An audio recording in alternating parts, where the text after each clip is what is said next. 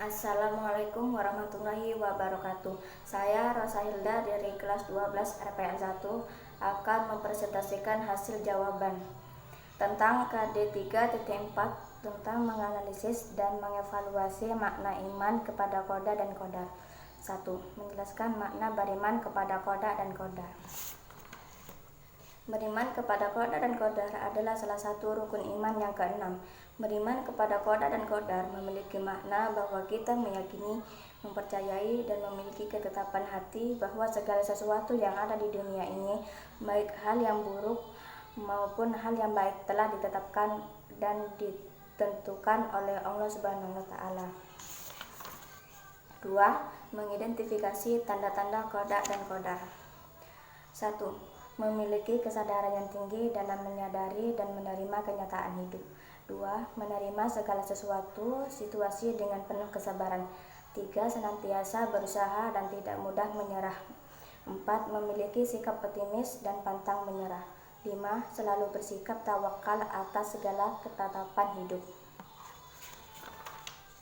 3. Mengidentifikasi dalil-dalil yang berkaitan dengan Qadar dan Qadar. Ada dalil Al-Quran dan dalil As-Sunnah. 4. Menjelaskan dalil-dalil yang berkaitan dengan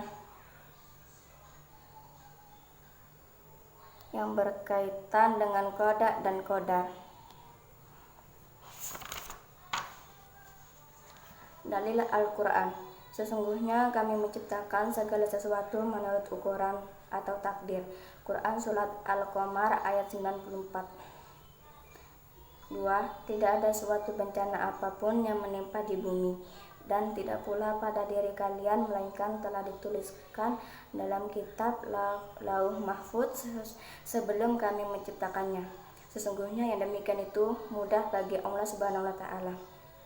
Dalil As-Sunnah. Dalam hadis yang lain, Rasulullah SAW bersabda yang artinya sebagai berikut: sesungguhnya seseorang itu diciptakan dalam perut ibunya selama 40 hari dalam bentuk nutfah, 40 hari menjadi segumpal darah, 40 hari menjadi segumpal daging.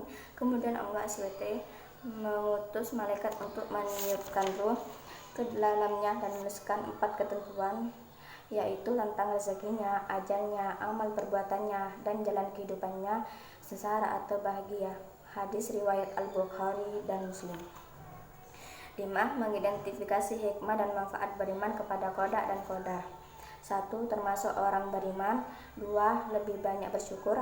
3. Sabar. 4. Selalu bersabar. 5. Terhindar dari sifat sombong. 6. Selalu berharap pada Allah. 7. Jiwa yang tenang. 8. Lebih tawakal. 6. Menjelaskan hikmah dan manfaat kepada Qadar dan Qadar. 1. Mendorong anak pada sikap yang seimbang antara optimisme dan tawakal. Melatih diri untuk lebih bersyukur dan bersabar kepada Allah. 3. Mendekatkan diri kepada Allah. 4. Melatih seseorang menjadi orang yang giat, berusaha, optimis, dan tidak cepat putus asa. 5. Menghindari dari sifat sombong. 6. Dapat menenangkan jiwa.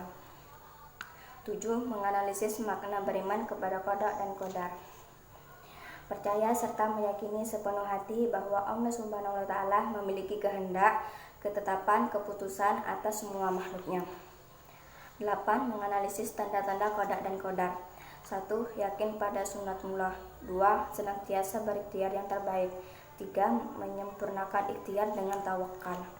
9. Mengaitkan antara beriman kepada Qadar dan Qadar Allah Subhanahu wa Ta'ala dengan sikap optimis, berikhtiar, dan bertawakal.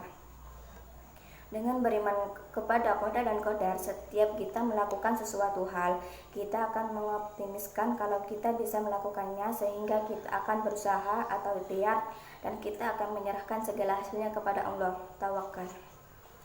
10. Menganalisis hikmah dan manfaat beriman kepada Qadar dan Qadar. 1. Semakin meyakini bahwa segala sesuatu yang terjadi di alam ini tidak lepas dari sunnatullah. 2. Semakin termotivasi untuk senantiasa berikhtiar atau berusaha lebih giat lagi dalam mengejar cita-citanya. 3. Meningkatkan keyakinan akan pentingnya peran doa bagi keberhasilan sebuah usaha. 4. Meningkatkan optimisme dalam menatap masa depan dengan ikhtiar yang sungguh-sungguh. 5. Meningkatkan kekebalan jiwa dalam menghadapi segala rintangan dalam usaha sehingga tidak berputus asa ketika mengalami kegagalan. 6. Menyadarkan manusia bahwa dalam kehidupan ini dibatasi oleh peraturan-peraturan Allah Subhanahu wa Ta'ala yang tujuannya untuk kebaikan manusia itu sendiri. Bersikaplah optimis, ikhtiar dan tawakal sebagai implementasi beriman kepada qada dan qadar. 11. Menyimpulkan keterkaitan antara beriman kepada qada dan qadar Allah Subhanahu wa Ta'ala dengan sikap optimis, berikhtiar dan bertawakal. Kesimpulannya adalah jika kita percaya adanya takdir baik dan buruk atau yang sering disebut qada dan qadar, pasti kita akan selalu berpikir optimis terhadap ketentuan Allah. Kita berikhtiar dan tawakal untuk tetap melakukan yang terbaik walaupun takdir berkata lain.